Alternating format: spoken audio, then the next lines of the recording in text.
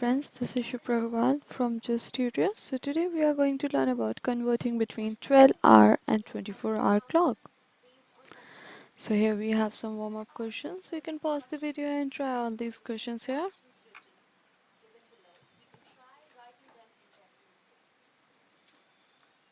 There you go with your answers. So you can match with your answers. Now moving ahead, let's see what are the topics that we are going to cover in today's session. So first we'll be trying conversion between 24-hour clock and 12-hour clock. Then we'll be doing the examples of time measurement. So here converting 12-hour clock to 24-hour clock. So rule first says this: for first hour of the day, that is from 12 midnight to 12:59 a.m. in the morning, you need to subtract 12 hours. Like here we have done the first example as 12 in the midnight would be written as 00. Then 12:38 a.m. would be written as 0:38. Then you can try with 12:59 a.m. similarly. Then rule 2 says from 1 a.m. to 12:59 p.m. no change except to take off a.m. and p.m. like here. And you need to take care with the 24-hour clock. The time is always written with 4 digits.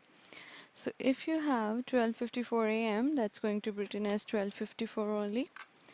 And if we have 9:06 a.m. then it's going to be written as 09:06. Similarly, you can try the other two as well. And there you go with your answers. So here it's going to be 0:59 and there it's going to be 03:58 and 12:59. Now moving to next. So rule 3 says that from 1 p.m. to 11:59 p.m. you need to add 12 to the hour and take off the p.m. So here if you have 12 p.m. if you add 12 with that you get 1400. So we write it as 1400 hours. Similarly, we have tried here with the 5:30 p.m. that's going to be 1730 hours. As we just add 12 with the hours, that was 5 and that gets you 17. So here you can pause the video and try the other two. There you go with your answers. So here we need to add 12 with the 10, so that gets you 22, 49 hours, and then similarly with the 11:59 that gets you 23:59. Now moving to the next, converting 24-hour clock to 12-hour clock. So here the rule 1 says for the first hour of the day, that is 12 midnight to 12:59, add 12 hours and then write am with it. So let's say we have 00:03, then it's going to be written as 12:03 am. And if you have 12:15, then it will be written as 12:15 am.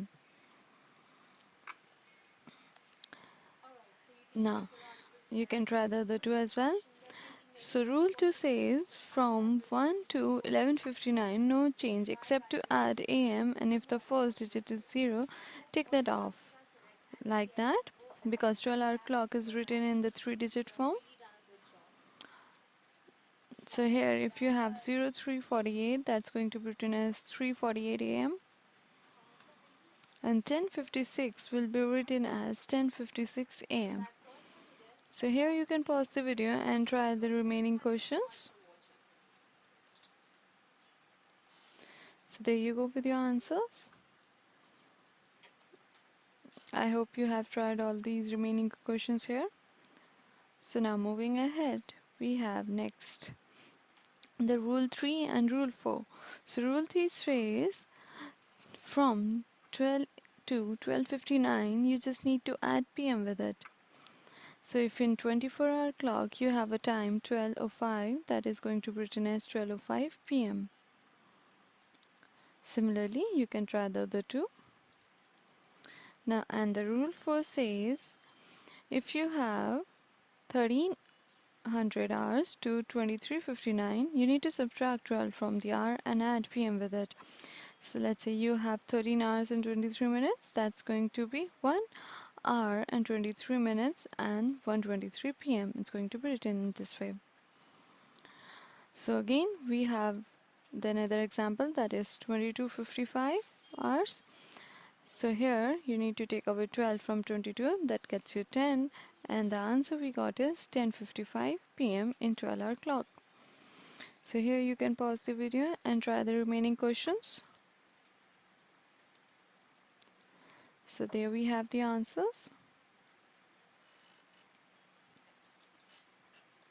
Now, moving to the next topic, we have examples of time measurement. So, in the buses, train and flight, we use the time in the 24-hour clock. So, let's see how we can measure the time in that. So, if a train starts from Delhi at 11 in the morning and reached Agra in at 2:30 in the afternoon, how much time did it took to complete the journey?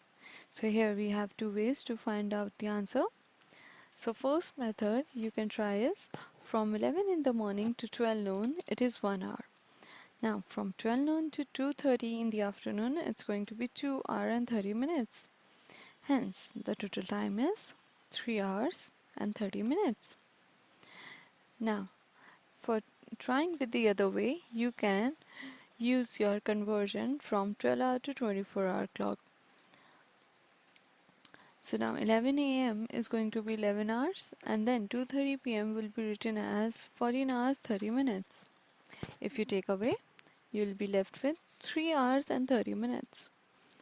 So that was the time period for the train that it took for the total journey. Now examples of time measurement. Here we have some questions and the examples. So if you need to add 3 hours and 30 minutes with 1 hour 53 minutes, you get 83 minutes. But in the clock we have 60 minutes as a maximum. So what you can do, you can make it the 60, you take away 60 and make it with the addition with the hour, so that gets you 5 hours and 23 minutes. Now if you need to take away 4 hour 30 minutes and 1 hour 45 minutes, so we can't take away 45 from 30. So what you can do, you can add 60 to the 30, as from 1 hour you can convert it into 60 minutes. So here we have 3 hours, we'll be left with 2 hours, and the time with the minutes is going to be 45 minutes. So that's how we do the addition and subtraction. So we measure time differences or their total time in many areas of day-to-day life, like length of a TV show or who is the winner of a race. So in that case we use the time. Or it's like you need to find out the quickest way to travel from Qutub Minar to Chandni Chowk. You have two options, like with bus and metro. So you know that if you bus leaves Qutub Minar at 10:30 am, reaches Chandni Chowk at 11:30 am. So the bus is taking around 1 hour and 8 minutes. While the metro starts from Chandni Chowk at 10:45 and reaches Qutub Minar at 11:45. So metro is taking exactly 1 hour. So which is the quickest way? It is going to be the metro. So that's how we use the time measurement or time differences question in different situations. Now it's a time for practice questions. So here you can pause the video and try all these practice questions. And there you go with your answers. I hope you have done a good try with trying all these questions here. So that's all for this video. For more videos, you can log into justtutors.com. Thank you so much.